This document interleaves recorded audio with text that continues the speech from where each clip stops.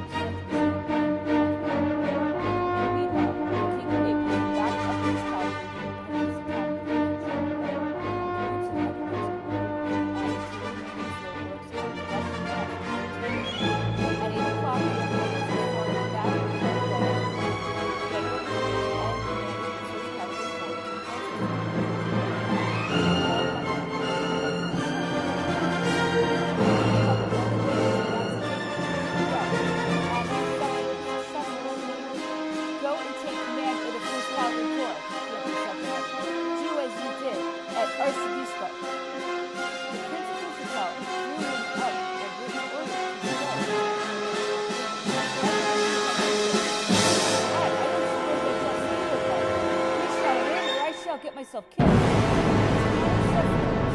Often made him desire death. Did they now conjure up in him this mournful presentiment? Or was it possibly the heat of the action? I do not know, but I could not rid my mind of this ominous farewell until an even more fatal event occurred to confirm the foreboding which had overtaken me.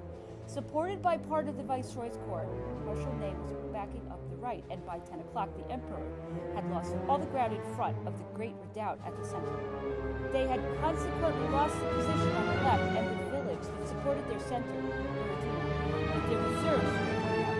For a moment, success hovered between the two sides of the right, and we even had to draw in our body while falling back on the captured redoubts. The formidable ray of God spat forth death in every direction. Russian troops made fresh efforts to get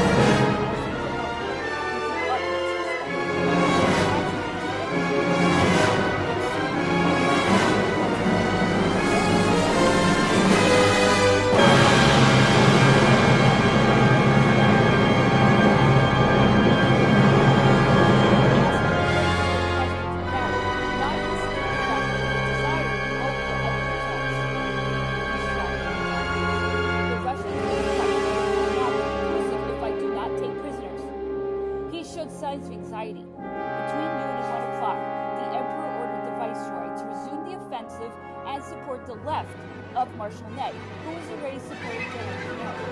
The right reinforced the enemy smashed simultaneously on all points.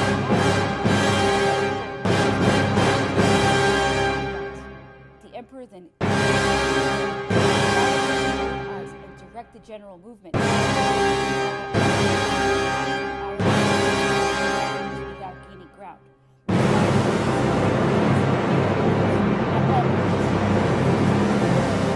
in motion two of his divisions, supported by 2 battalions of infantry, placed himself at the head of the 5th Cuirassiers that led the troops under his command on the Great Redoubt, and thus ensured the success of this attack, already attempted in vain several times. He drove at the enemy, and from that moment the battle was won, and the emperor himself said, for the Russians at once began a general retreat.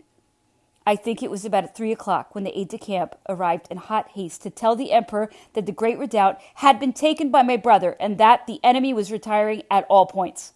An instant later, Monsieur Volbert, my unfortunate brother's aide-de-camp, who had not quitted his side, brought the emperor the details of this affair and told him that my brother had been killed by a bullet below the heart, just as he was coming out of the redoubt to pursue the enemy, who had rallied at some distance and were advancing to retake it. I was at the emperor's side when this report was brought. I need not attempt to describe my feelings.